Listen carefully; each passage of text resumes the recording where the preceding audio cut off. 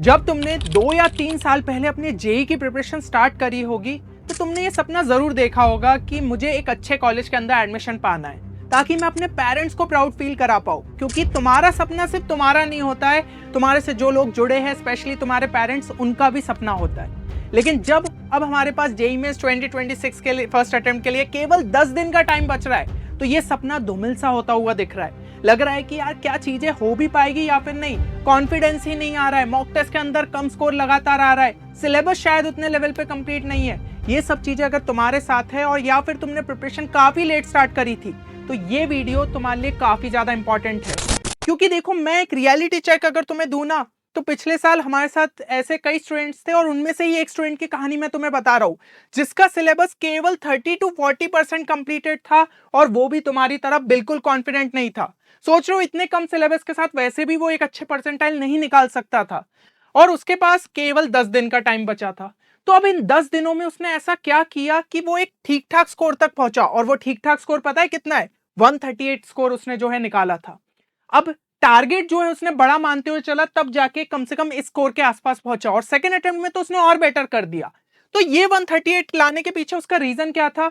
उसने कुछ फैक्टर्स पे वर्क किया। सबसे पहले उसने इजीएस्ट चैप्टर्स को जो है टारगेट किया। उसे समझ में आ गया था वो पूरे सिलेबस के पीछे जो ये स्कैटर्ड तरीके से भाग रहा है ना, कि कभी कॉम्प्लेक्स नंबर को कंप्लीट करने जा रहा है तो पता चल रहा है 5-6 दिन निकल जा रहे हैं, रोटेशनल मोशन को पकड़ रहा है, तो उसने उन सब चैप्टर्स को लीव किया। उसने सिर्फ इजीएस्ट चैप्टर को उठाए और पीवाईक्यूज को जो है उसने अपना वेपन बना लिया। फटाफट पीवाईक्यूज को प्रॉपर तरीके से एनालाइज किया और सिलेक्टेड टॉपिक्स जो है ढूंढे कुछ इंपॉर्टेंट चैप्टर से। तो इस तरीके से उसने इन सब पे वर्क करके एक अच्छा स्कोर निकाला। अब ये सब की मेहनत तुम्हें करने की जरूरत नहीं है, क्योंकि इस वीडियो के अंदर मैंने सारी चीजें जो है तुम्हारे लिए यहाँ पे ढूंढ दी है। अब ये जो 10 दिन है, तुम्हें लग रहा होगा कई सारे लोग भी तुम्हें यहाँ पे टोकेंगे, तुम्हारे स्पेशली दोस्त तुम्हें टोकेंगे, भाई 2 साल पहले प्रिपरेशन जो नहीं कर पाया था तू क्या 10 दिन में उखाड़ लेगा?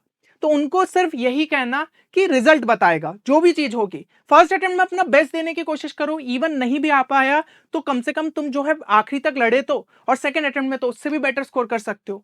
और स्मार्टली अगर तुमने इन सब चीजों पे फोकस कर लिया ना तो जो भी चीजें तुम्हारे पोटेंशियल में तुम कर सकते हो उस पे तुम जो है एक अच्छा स्कोर यहाँ पे निकाल सकते हो। एंड देखिए, फर्स्ट अटेम्प्ट में अगर तुम्हारे डिसेंट मार्क्स आ जाते, जैसे कि स्टूडेंट के आए थे, लेट्स से कि अगर तुम्हारे 110, 120, 130 आ गए तो भाई एक तुम्हें जो है कॉन्फिडेंस मिल जाएगा कि जहां पे मैं मॉक टेस्ट में 50 के ऊपर नहीं जा पा रहा था वहां से मैंने डबल कर लिया स्कोर। तो ये तो एक कॉन्फिडेंस बूस्टर तुम्हारे लिए साबित होगा। और एनीथिंग अबव 100 इज डिसेंट। अगर तुम्हारा सिलेबस बहुत ज्यादा कम है ना तो भाई 100 के ऊपर लाना ही तुम्हारे लिए जो है एक बहुत बड़ी जीत हो जाएगी। और सेकंड अटेम्प्ट में फिर तुम टारगेट कर सकते हो एक अच्छे परसेंटाइल और फाइनली एनआईटी को कंफर्म कर सकते हो। और बाकी जो दूसरी एग्जाम्स होती है लाइक बिट्सैट, जिसके थ्रू भाई बिट्स पिलानी में एडमिशन मिल सकता है, जो कि अदर एनआईटीज और यहाँ पे कई सारे जो न्यू आईआईटी है उनसे भी बेटर कॉलेज है, तो वो भी तुम्हारे लिए एक ऑप्शन खुल सकता है। और अगर तुम जो है यहाँ पे बिट्सैट की सीरियस प्रिपरेशन कर रहे हो और स्ट्रक्चर्ड तरीके से करना चाहते हो तो हमारी टीम ने तुम्हारे लिए लॉन्च किया है बिट्सैट 2026 क्रैश कोर्स, जो कि अभी बहुत रिसेंटली स्टार्ट हुआ है और पूरा प्रोसीजर है कि कोर्स में किस तरीके से एनरोल करना है। तो लिंक जो है इसकी डिस्क्रिप्शन में देखने को मिल जाएगी। बाकी कोर्स रिलेटेड कोई भी क्वेरी है तो गिवन नंबर पे हमारी टीम को कांटेक्ट भी कर सकते हो। अब हम यहाँ पे चलते हैं कि तुम्हारा जो यहाँ पे नेक्स्ट 10 दिन है वो किस तरीके से दिखना चाहिए। तो उसको बेसिकली 2 हाफ्स में जो है डिवाइड कर लो। पहला जो हाफ रहेगा उसके अंदर हम इजी और स्टैंड अलोन चैप्टर्स को उठाएंगे। स्टैंड अलोन का मतलब जो कि दूसरे चैप्टर्स पे उतने ज्यादा डिपेंडेंट नहीं होते और उतना ही पढ़ने से हमें जो एक अच्छे मार्क्स यहाँ पे मिल सकते, और इजी वाले जो कि भाई जल्दी सॉल्व कर सकते, जल्दी अपन कंप्लीट कर सकते। सेकेंड हाफ क्या हो गया, जिसमें हम मोस्ट रिपीटेड टॉपिक्स उठाएंगे। अब इसके अंदर मुश्किल चैप्टर के भी टॉपिक उठाएंगे लेकिन इजी वाले उठाएंगे, ठीक है। और यहाँ पे एक क्वेश्चन तुम मान सकते हो कि ऑलमोस्ट हर शिफ्ट में आ सकता है क्योंकि ये रिपीटेड टॉपिक्स है। जैसे कि अगर तुम जो है पिछले साल के पीवाईक्यूज देखो तो डिटर्मिनेंट्स का जो तुम्हारा यहाँ पे सिस्टम ऑफ इक्वेशन रहता है वो लगभग हर शिफ्ट में पूछा गया था। तो ऐसे टॉपिक्स हमें छोड़ के नहीं जाने हैं। और इसके अलावा जो है लास्ट में थोड़े से मॉक टेस्ट दे दो, थोड़ा सा सेल्फ एनालिसिस करो कि कहाँ पे गड़बड़ हो रही है, किस तरीके से और स्पीड इंप्रूव हो जाएगी, तो उससे तुम्हें और ज्यादा यहाँ पे फायदा हो सकता है। और एक बात बताऊं, कई सारे जो है ना ऐसे भी क्वेश्चन रहते हैं जिनको तुम कॉमन सेंस या फिर कह सकते हो स्मार्ट ट्रिक्स या फिर स्मार्ट लॉजिक के थ्रू सॉल्व कर सकते हो। तो इस पे अगर एक डेडिकेटेड वीडियो चाहते हो जहां पे मैं बताऊं कि इस शिफ्ट के अंदर इस टाइप से क्वेश्चंस को अटेम्प्ट किया जा सकता था, तो उसके लिए इस वीडियो पे एक छोटा सा टारगेट रख रहा हूं 300+ लाइक्स का। अभी लाइक कर दो और मैं एक पूरी सीरीज तुम्हारे लिए जो है बचे हुए दिन में ले आऊंगा। इससे तुम ये मान सकते हो 30 से 40 नंबर का फायदा तुम्हें बहुत आराम से देखने को मिलेगा। अब पहले हाफ की जो है हम बात कर लेते हैं। तो पहला हाफ या फिर पहला वीक अगर हम कहें तो इसके अंदर तुम्हें डेडिकेट करने हैं 12 से 13 घंटे रोज के। इनपुट मतलब मान के चलो 80 घंटे का, ठीक है, 80 घंटे का तुम इनपुट दोगे और आउटपुट 100 नंबर का निकल सकता है। भाई कितना सही है, अगर तुम सही में 80 घंटे को सीरियसली जो है प्रिपेयर कर लो ना, तो यहाँ पे तुम एक अच्छे मार्क्स जो है स्कोर कर सकते हो। और इसके अंदर कौन से चैप्टर्स को टारगेट करना है, यूनिट डायमेंशन को कर लिया, काइनेमेटिक्स 1D प्लस 2D कर लिया, मॉडर्न फिजिक्स कर लिया, सेमीकंडक्टर ईएम वेव्स कर लिया और करंट इलेक्ट्रिसिटी। क्योंकि यहाँ पे जो है यूनिट डायमेंशन से एक आध क्वेश्चन देखने को मिलता है, काइनेमेटिक्स से 1 से 2 क्वेश्चन पूछ लिए जाते, मॉडर्न फिजिक्स से तो भाई 2 से 3 क्वेश्चन आ जाते, सेमीकंडक्टर और ईएम वेव्स मिला के 2 क्वेश्चन लगभग पक्के मान लो, और करंट इलेक्ट्रिसिटी से भी 1 से 2 क्वेश्चन। पिछले से पिछले साल तो भाई 2 क्वेश्चन पक्के ही आते थे, पिछले साल जो है थोड़ा सा वेटेज हमें गिरता हुआ देखने को मिला, इस बार हो सकता है कि 2 क्वेश्चन फिर से हमें देखने को मिले, इसलिए जो है मैं कह रहा हूं, तो ये एक हमारे लिए रफ आइडिया है। तो इतने चैप्टर्स को जो है तुम्हें पहले 6 या 7 दिन में जो है टारगेट करना है।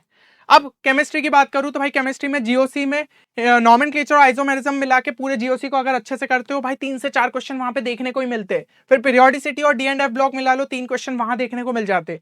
मोल कॉन्सेप्ट के बेसिक्स पढ़ लो, क्योंकि भाई वो फिजिकल केमिस्ट्री में कई जगह काम आ जाता है, रिडॉक्स रिएक्शन, तो यहाँ पे एक आध क्वेश्चन पक्का ही फंसेगा। फिर बायोमोलिक्यूल्स से भाई एक आध क्वेश्चन तुम्हारा फंस ही जाता है। तो इतने क्वेश्चन तुम जो है सही करने के लायक हो जाओगे। फिर मैथ्स में अगर मैं बात करूं, सेट्स एंड रिलेशन से 1 क्वेश्चन मान के चलो, स्टैटिस्टिक्स से 1, क्वाड्रेटिक से 1, सीक्वेंस सीरीज से 1 से 2 और वेक्टर 3D से 3 क्वेश्चन। तो यहाँ पे ये चैप्टर्स ऐसे हैं जो कि बाकी चैप्टर्स के कंपैरिजन में इजी भी है, और तुम लास्ट टाइम में इनको अच्छे से टारगेट करके जो है एक अच्छे मार्क्स तक पहुंच सकते हो, ठीक है ना। और इनके जो है तुम वन शॉट चेक कर सकते हो फटाफट, जो इनसे जो है चीजें तुम रिवाइज करो, उसके बाद पीवाईक्यूज के थ्रू कॉन्सेप्ट सीखो। पहले भी जो है मैं चैनल पे बता चुका हूं कि पीवाईक्यूज के थ्रू तुम कॉन्सेप्ट सीखोगे तो लास्ट टाइम पे वही तुम्हारे लिए यूजफुल रहेगा। तो यही चीज तुम जो है यहाँ पे अप्लाई कर सकते हो। तो एक मैंने स्केड्यूल भी बना दिया है किस तरीके से तुम इनको कंप्लीट कर सकते हो, लिंक जो है इसकी तुम्हें टेलीग्राम चैनल पे मिल जाएगी, तो वहां पे जाके इसको डाउनलोड कर लेना। अब हम चलते हैं बचे हुए टाइम पे, जो हमारे पास बचे हुए 5-6 दिन बचेंगे, उसमें हमें क्या करना है, उसमें तुम मोस्ट रिपीटेड टॉपिक्स पे फोकस करोगे और रिवीजन और ज्यादा से ज्यादा जो है मॉक टेस्ट यहाँ पे देने। तो इसका इनपुट 30 से 40 घंटे, मतलब टोटल यहाँ पे 70 घंटे मान के चलो, और 50 नंबर जो है तुम यहाँ पे निकाल सकते हो। तो टोटल मिला के एक अच्छे स्कोर तक पहुंचने के काफी ज्यादा तुम्हारे चांसेस बढ़ जाते। अब मोस्ट रिपीटेड कॉन्सेप्ट में बात करूं, फिजिक्स में इलेक्ट्रोस्टैटिक्स हो गया, उसमें इलेक्ट्रिक फील्ड और पोटेंशियल, उसके फॉर्मूले और ग्राफ बहुत ज्यादा जो है शिफ्ट्स में देखने को मिलते हैं। इलेक्ट्रिक फ्लक्स और गॉस लॉ हो गया, ये बहुत शिफ्ट्स में देखने को मिल रहा है। कैपेसिटर विद डाइलेक्ट्रिक और ग्रुपिंग ऑफ कैपेसिटर, इसको जो है अच्छे से कर लो। अब ऐसे पढ़ने जाओगे इलेक्ट्रोस्टैटिक्स और कैपेसिटर तो बहुत ज्यादा टाइम लगेगा, लेकिन मैंने तुम्हें यहाँ पे सिलेक्टेड टॉपिक्स बता दिए जिससे सबसे ज्यादा शिफ्ट्स में क्वेश्चन आए, तो इनको एटलीस्ट कंप्लीट करके जाओ। ऐसे मैग्नेटिक इफेक्ट ऑफ करंट में, motion of charge particle in magnetic field, force and torque on current carrying conductor, ये काफी शिफ्ट्स में देखने को मिल रहा है। ग्रेविटेशन में एक्सेलरेशन ड्यू टू ग्रेविटी और लॉ ऑफ ग्रेविटेशन। फिर वेव ऑप्टिक्स में यंग्स डबल स्लिट एक्सपेरिमेंट बहुत ज्यादा पूछा जा रहा है, इसको अच्छे से कर लिया। थर्मोडायनेमिक में जितनी प्रोसेसेस है उनके ग्राफ है, वर्क डन, फॉर्मूले एटलीस्ट जो है क्लियर रहने चाहिए। रोटेशनल मोशन में भाई मोमेंट ऑफ इनर्शिया, ठीक है ना, पूरा चैप्टर भला ही रोटेशनल मोशन ना देखो, लेकिन मोमेंट ऑफ इनर्शिया पे कई बार क्वेश्चंस पूछे जाते हैं, अगर तुम्हारी शिफ्ट में फंस गया तो तुम भाई आराम से अटेम्प्ट कर लोगे। अब चलते हैं नेक्स्ट इसमें, तो केमिस्ट्री में बात करूं, केमिकल बॉन्डिंग में भाई हाइब्रिडाइजेशन और जो तुम्हारी BSEPR थ्योरी होती है उसको अच्छे से कर लिया।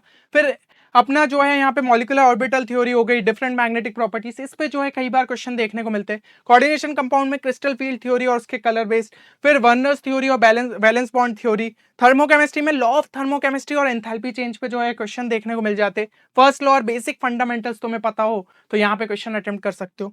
नेक्स्ट बात करें तो इलेक्ट्रोकेमिस्ट्री में भाई नर्स्ट इक्वेशन जो है बहुत ज्यादा इंपॉर्टेंट है, बार बार क्वेश्चन देखने को मिलते हैं। बाकी सेल्स और इलेक्ट्रोड पोटेंशियल यहाँ पे पता होना चाहिए। फिर सॉल्यूशन में कॉलिगेटिव प्रॉपर्टी और एबनॉर्मल मॉलिक्यूलर मासेस पे बार बार क्वेश्चन देखने को मिलते हैं। तो ये जो है ऐसे टॉपिक्स है जिनको तुम अच्छे तरीके से यहाँ पे टारगेट कर सकते हो। अब मैथ्स में बात करूं तो भाई मैट्रिसेस और डिटरमिनेंट्स मिला के भाई properties of adjoint of matrix और सिस्टम ऑफ लीनियर इक्वेशन, ये अच्छे से कर लो। बहुत ज्यादा चांसेस है, मतलब 70 to 80% चांसेस है कि अगर क्वेश्चन फंस रहा है तो इन्हीं में से फंसेगा। तो तुम समझ ही रहे हो भाई प्रोबेबिलिटी इतनी ज्यादा, क्योंकि पिछले साल के शिफ्ट्स उठा के देखो मैक्सिमम क्वेश्चंस यहीं से पूछे गए थे। फिर फंक्शन में डोमेन रेंज और टाइप ऑफ फंक्शन के क्वेश्चन, तो मैं इसलिए कह रहा हूँ पीवाईक्यू उसको ही अच्छे से देख लो, तुम्हें पता चल जाएगा कि इस टाइप के क्वेश्चंस पूछे गए थे, कॉन्सेप्ट भी उसी के थ्रू सीख लोगे। वन शॉट से जितने इंपॉर्टेंट फॉर्मूले से कि भाई उनमें अगर कुछ यूज हो रहा होगा वो रिवाइज हो जाएंगे। फिर बाइनोमियल थ्योरम में जनरल टर्म निकालना, रिमाइंडर और डिविजिबिलिटी प्रॉब्लम बहुत ज्यादा बार पूछे जा रहे। लिमिट्स में ट्रिग्नोमेट्रिक और इनवर्स ट्रिग्नोमेट्रिक लिमिट्स हो गया। डिफरेंशियल इक्वेशन में लीनियर डिफरेंशियल इक्वेशन जो रहती है उसके क्वेश्चंस जो कि डायरेक्टली मतलब आपकी y पे बेस्ड रहती है, तो इंटीग्रेटिंग फैक्टर निकालते हैं, सॉल्यूशन निकालते हैं, वही वाले टाइप के क्वेश्चंस बार बार पूछ लिए जाते हैं। तो इनको जो है अच्छे से देख लो। बाकी इनडेफिनेट इंटीग्रल के जितने स्टैंडर्ड फॉर्मूले एक बार देख लो, और डेफिनेट इंटीग्रल की जितनी इंपॉर्टेंट प्रॉपर्टीज है, क्योंकि किंग्स प्रॉपर्टी पे बहुत क्वेश्चन डायरेक्टली पूछे गए। तो अगर तुम्हें बस यहाँ पे एक जो है स्टैंडर्ड फॉर्मूला क्लियर है, इसकी प्रॉपर्टी क्लियर है, तो तुम आराम से क्वेश्चन को अटेम्प्ट कर सकते हो। तो ये चीजें जो है भाई लास्ट टाइम पे तुम देख के चले जाओ। अब इसके लिए भी जो है मैंने एक शेड्यूल तैयार कर दिया, कैसे तुम जो है इनको कंप्लीट कर सकते हो। इसकी भी पीडीएफ तुम्हें टेलीग्राम चैनल पे देखने को मिल जाएगी। यार सारी चीजें मैंने तुम्हारे लिए तैयार कर दी है, बस तुम्हें जो है इस पे वर्क करने की जरूरत है। और रिजल्ट तुम्हारे फेवर में हो या ना हो, लेकिन कम से कम तुम्हें यह भरोसा रहेगा मैंने आखिरी में अपनी तरफ से वर्क किया था, और ये चीजें सेकंड अटेम्प्ट के लिए बहुत ज्यादा यूजफुल रहेगी। जो मेन टॉपिक्स है तुम्हारे सब तब तक कंप्लीट हो चुके होंगे, बचे हुए पोर्शन पे तुम वर्क करके एक बेहतर परसेंटाइल जो है सेकंड अटेम्प्ट तक और निकाल सकते हो। तो कमेंट सेक्शन में ये चीज जरूर लिखना, आई विल नॉट क्विट। कितना भी हो जाए, कुछ भी हो जाए, अपने उस सपने को मत भूलना जो कि 2 साल पहले तुमने देखा था। चलो, उम्मीद करता हूं ये वीडियो तुम सभी के लिए बेनिफिशियल साबित होगा। मिलते हैं नेक्स्ट वीडियो में, तब तक के लिए take care and good bye.